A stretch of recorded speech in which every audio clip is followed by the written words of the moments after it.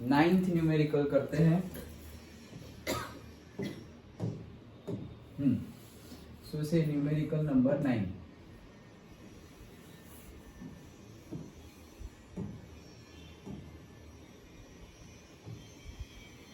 Ninth में क्या है, if 3 line whose equations are, 3 लाइनें हैं, उनके इक्वेशन है y m1x प्लस c1।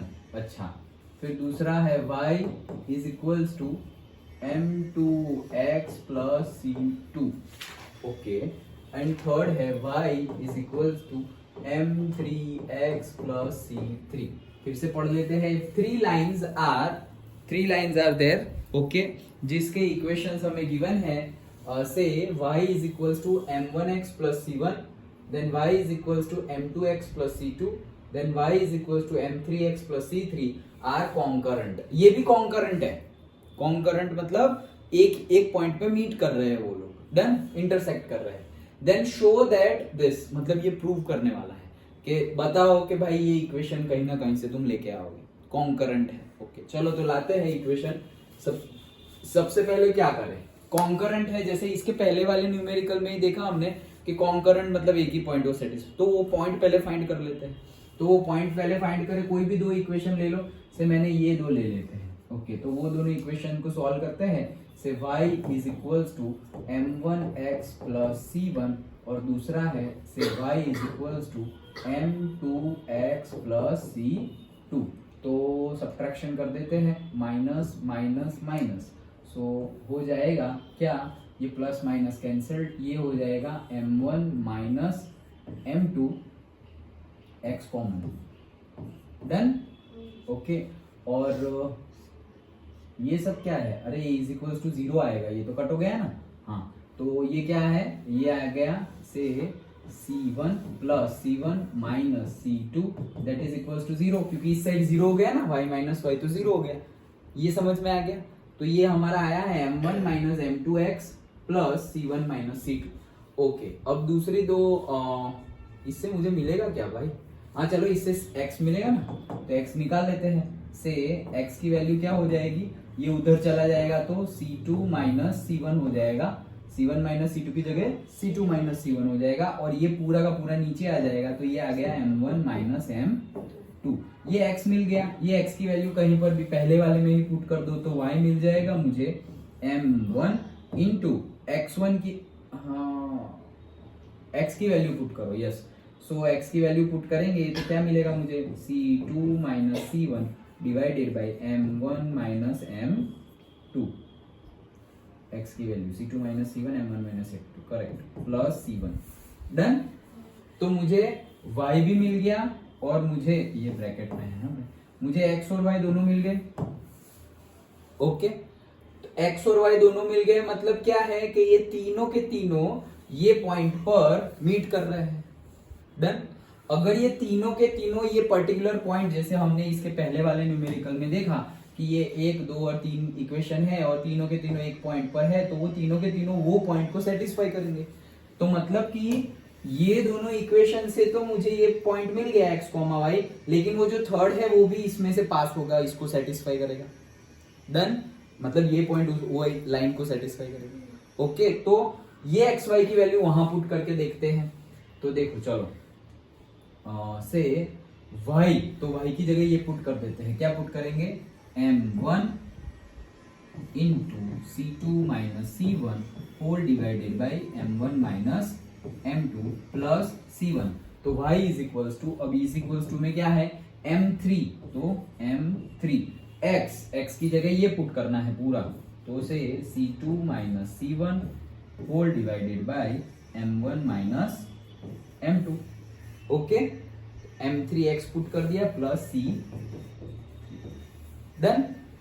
सिर्फ पॉइंट ये x कोमा y, जो हमारा ये x कोमा y है उसकी वैल्यू हम यहाँ पुट करते हैं। तो पहले y is equals to m3 x, ये पूरा x प्लस c3। ओके, अब इसको सिंप्लीफाई करो और चेक करो कि ये जो प्रूव करना है हमें वो आ रहा है या नहीं। m1 m2 और m3 को कॉमन निकाला हुआ है, तो हम भी m1 m2 और m3 को एक साइड ले लेते हैं।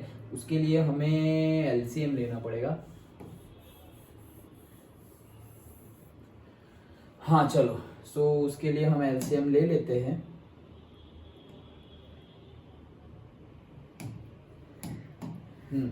से यहां पर एलसीएम ले ले, तो यहां पर एलसीएम लेंगे तो क्या होगा, या फिर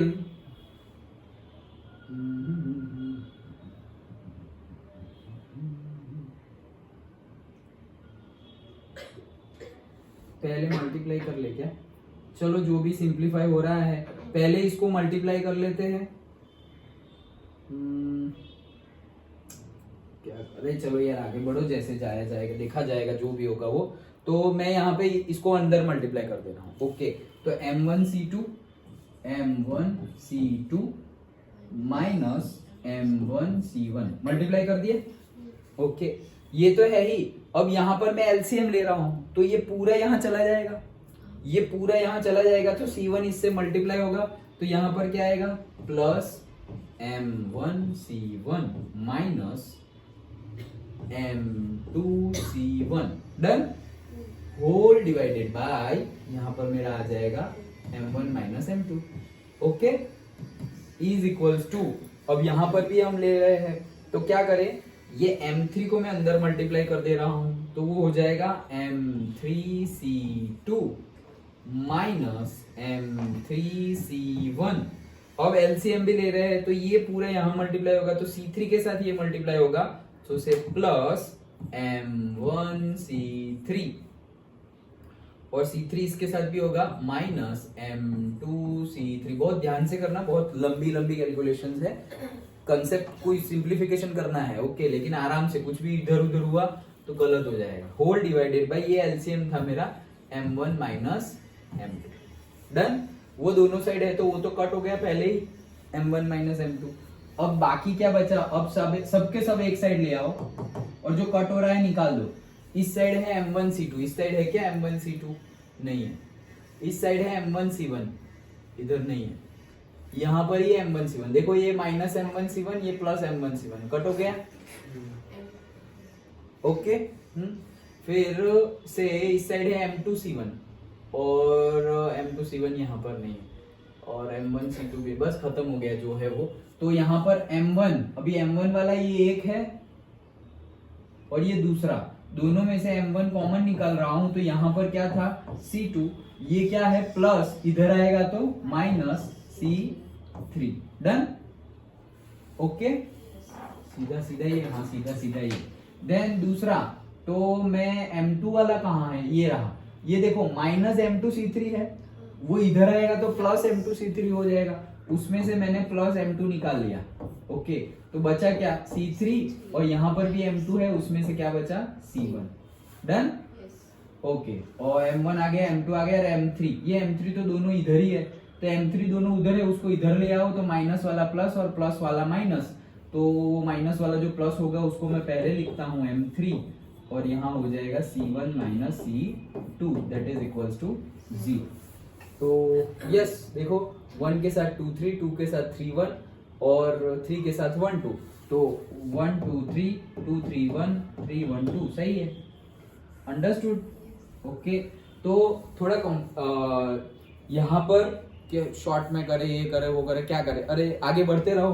तो हमने मल्टीप्लाई कर लिया, एलसीएम ले लिया, सिंप्लीफिकेशन किया, जो कट हो रहा है वो कट कर दिया, डन। ओके, तो ये था हमारा 9th वन।